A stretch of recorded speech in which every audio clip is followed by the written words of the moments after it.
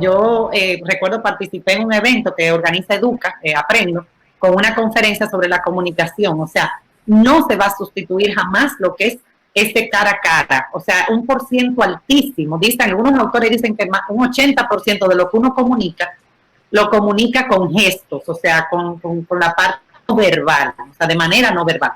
Entonces, definitivamente no se va a sustituir y va a haber que, vamos a tener que buscar en el caso de, porque todavía no tenemos la decisión definitiva de las autoridades, vamos a tener que buscar vías para suplir esa necesidad de socialización, de interacción. Que se puede con la virtualidad, se puede, pero no es lo mismo. Ahora, es mucho mejor lograr la educación virtual incorporando. De hecho, en Estados Unidos, bueno, muchísimos estados están creando hasta plataformas, páginas, dando muchísimos recursos para lograr lo que se llama el aprendizaje socioemocional en el entorno virtual. Pero me gustaría que Rosa también abunde un poquito sobre eso. Bueno, no, como usted dice, no lo sustituye, pero diseñando adecuadamente actividades a través de esas herramientas que promueven los encuentros sincrónicos, se puede incentivar la socialización. Pero ese elemento de yo tocar a mi amiguita, definitivamente siempre va a faltar. Bueno, pero ojalá eso no influya en que si mi hijo mañana va a ser bailarín de ballet, tenga una dificultad porque no socializó cuando chiquito. Tenemos que ver cómo vamos resolviendo eso en medio de la covidianidad. Y qué bueno que existen este tipo de herramientas. Y vuelvo, insisto, es importante tomar una decisión ahora para que la solución que busquemos a la virtualidad no se reduzca a un Zoom o a ver las caritas, sino que sepamos que hay herramientas para socializar, herramientas para la parte sensorial, herramientas para esto, hasta para hacer ejercicio. Por ejemplo, mi hijo practica karate y vamos a hacer una sesión de karate con unos amiguitos el pasado viernes. No pudo ser porque cayó un aguacero tremendo donde vivimos y no se pudo hacer para hacerlo al aire libre. Pero de todas formas, el profesor ha hecho clases con él de manera virtual para hacer los ejercicios, para ejercitarlo. Y eso me parece bien, pero nada es como estar en un combate en el karate jugando. Lo importante, vuelvo, insisto y subrayo lo que ya ustedes han dicho, es que tomemos la decisión a tiempo, que no la posterguemos más, porque el COVID va a seguir por mucho tiempo y hasta que no tengamos una vacuna que esté garantizada para todos los países, porque la vacuna mañana puede salir, nada más se la coge Trump, para que estemos claros, pero que esté accesible y abierta a todos. Tendremos que vivir en esta circunstancia, no ir al cine, ver un concierto solamente por streaming, y lo mismo educar. Entonces, ¿para qué postergar una decisión que la necesitamos tomar ahora para prepararnos, autoprepararnos, para saber una serie de cosas y poder aminorar el impacto negativo que pueda tener lo no presencial con la virtualidad? Pero hay que trabajarlo. No puede ser que lleguemos al 18 de agosto y digamos, en una semana arrancamos de nuevo con... Pero eso sí, la transición empezó hace más de un mes y podemos haber tomado esto y buscar herramientas y asesorarnos con gente como ustedes, por ejemplo, para que puedan aportar ideas en lo posible, ver lo que se pueda lograr en medio de todas las calamidades y la falta de recursos que tenemos, pero sobre todo para que vayamos de la emergencia educativa virtual a la que recurrimos para poder concluir un curso. ¿Sabe Dios los vacíos que quedaron por ahí? Hay una gente que dice que nada más se dio el 30% del currículum en muchos grados, otro un poquito más, etcétera. Pero ver cómo podemos ir reduciendo eso, porque imagínate, todavía este país, con todo lo presencial y virtual y todas las universidades que tenemos universidades en todos lados, públicas, privadas y todo, no hemos podido declararnos un país libre de analfabetismo. Somos analfabetos. Hay gente que no sabe todavía leer y escribir. Imagínense en pleno siglo XXI que no tomemos decisiones ahora para que en el siglo XXII nos salgamos con ciertas deficiencias de formación y de cosas, porque no tomamos la decisión a tiempo para ir avanzando en el proceso educativo en una nueva realidad, que es la que hay, no hay otra.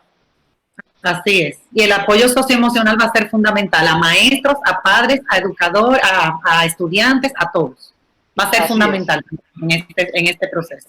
Ya, por último, ustedes creen, porque Pinky lo decía, Pinky, porque usted sabe que es gallego, es muy tacaño, y estaba con el tema de los precios de los colegios, las universidades. Entonces, si es virtual, ¿por qué me van a cobrar lo mismo?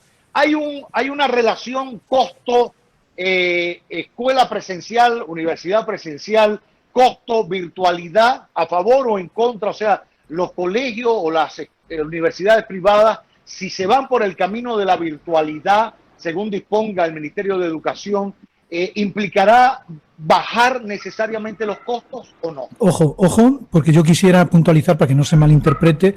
No pretendo con eso que a un maestro o a un profesor se le vaya a pagar menos. Quizá tengamos que buscar profesores especialistas y a los cuales le haya que pagar más, quizá el que está acostumbrado a dar una clase presencial. Pero indudablemente, y me consta porque todos sabemos perfectamente cuánto es que cobran nuestros profesores, tanto los de la pública como los de la privada, y es muy fácil calcular que la mayoría de los gastos operativos de un colegio no se van en gastos de profesorado, se van en otro tipo de gastos y beneficios.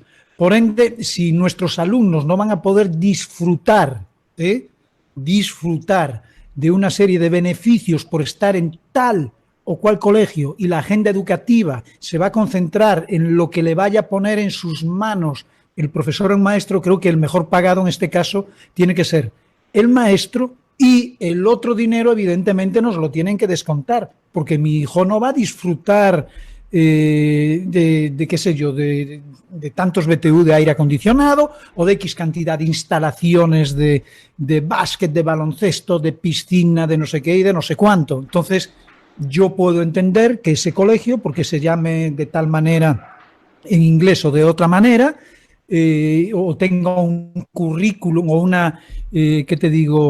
un nombre importante dentro de nuestro sistema educativo, bueno, pues perfecto, me parece estupendo que este cobre un poquito más que el otro, porque quizá su forma de educar es mejor. Pero la mayoría de las situaciones es que los padres asumen unos costos muy grandes por el tema operativo y de instalaciones. Ese costo yo creo que debe de bajar. El tema es que no nos lo quieren bajar. ¿Entiendes? Ese es el problema, por ahí va la cosa. Tenemos que pensar que la virtualidad implica más trabajo, más horas, más tiempo, y que los centros educativos, por lo menos en el caso de los colegios, que sí, muchos, no voy a decir número porque no lo tengo, tenemos muy pocos datos lamentablemente en este país, pero se han estado preparando para los distintos escenarios, y sí implica una inversión en recursos tecnológicos. Ya muchos están invirtiendo, incluso con nosotros, con didáctica, en formación de sus equipos para manejar herramientas tecnológicas. O sea, realmente, incluso hasta cámaras para manejar, la virtualidad, pero también el aula híbrida. O sea que definitivamente hay que sentarse y yo creo que debe haber una comunicación clara entre familia y centro educativo, y yo creo que debe haber más que y yo escribí un artículo hace un tiempito de las dos caras de la moneda. O sea, tenemos a los centros educativos por un lado y tenemos a las familias por el otro, pero no pueden verse como enemigos, sino como aliados. Estamos todos trabajando por y para el desarrollo y la educación de nuestros hijos. Estamos todos alineados. Ahora, yo creo que debe haber... Sin perder de vista que unos son clientes y los otros prestan un servicio, y que normalmente los clientes tienen que tener un doliente que aparentemente en este caso no suele ser el Estado, porque cada vez que el Estado quiere meter las narices le salen los representantes de los colegios privados con que ellos tienen su derecho a subir, porque lo establece de la misma manera la Constitución, apelan además a la Constitución, muy válido, pero yo comprendo que es una alianza. La escuela para mí siempre ha sido profesorado, padres y alumnos. Ese triángulo es para mí la parte vital. Pero el bolsillo de los padres, como consumidores, teniendo en claro que son clientes, debe de protegerse de alguna manera. Y la forma de protegerse es, entiendo que los colegios privados tienen que hacer inversiones importantes, pero también las tiene que hacer un restaurante, y no pretende el restaurante cobrarle el plato de arroz al cliente 5 veces más caro porque lo quiera amortizar en el primer año. O sea, si tienen que hacer inversiones, que las hagan y que las amorticen pues en 10 o en 15 años. Pero aquí estamos acostumbrados a querer amortizar todo, y es penoso. Yo los vi en un programa de televisión como decía, bueno, la gente siempre tiene la opción de irse a la educación pública si no les interesa la privada. Me parece una respuesta muy poco acertada, en un tono incluso que podría rozar la mala educación, siendo ellos parte del sistema educativo. Y creo que la actitud, lo que pasa es que esas actitudes se tienen cuando no existe un balance en cuanto al control y la defensa de los padres en el sistema educativo. Por ahí va el comentario mío. Pero ahí hacer un llamado a que los centros educativos, y de hecho estamos pensando hacer un programa sobre eso, con personas que están involucradas en el ámbito, sobre todo de la educación privada, que cumple un rol fundamental. La educación privada cumple un rol fundamental y hay que cuidarla y velar por ella. Ahora, un llamado a que realmente se logre esa comunicación, esos acuerdos, y como decía Rosa, esa negociación entre centros educativos y familias con sus realidades. Como decía Rosa, no podemos responder a cada realidad y a cada situación, pero buscar ese punto medio en el que no se afecte ninguno de los dos de manera negativa, porque tenemos que ver las dos caras de la moneda, como yo escribí en ese artículo. No te escuchas.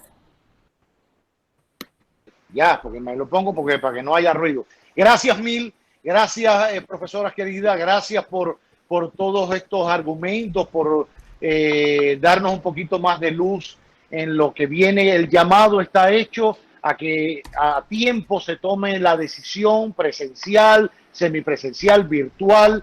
Yo creo que hay una tendencia mayoritaria a que sea virtual por el bien de todos. Sopesemos todo lo que dice salud pública.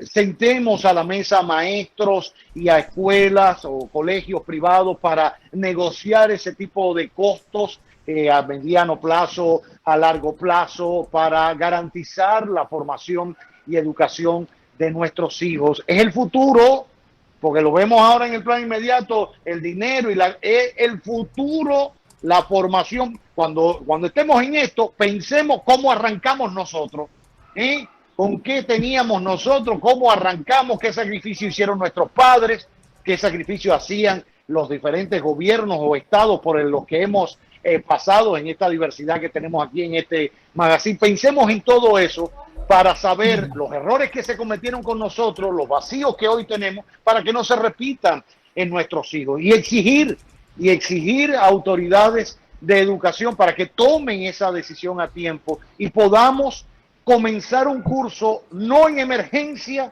sino un curso con cierta conciencia de que lo vamos a hacer virtual o lo vamos a hacer como sea, pero con una conciencia plena de que nos preparamos para ello, no que nos sorprendió en el camino como ocurrió anteriormente. Gracias a Margarita Heisen, gracias a Rosa María, ¿no? Rosa María. Sí. Rosa María Cruz. La mamá de las 3 niñas que son, ya tú sabes, la candela. Bueno, Rosa, te voy a presentar a mi hijo Rosa para tu niña de 4 años, a ver si juega o que sea. Gracias a ambas. Gracias a ustedes. En este magazine que no tiene nombre.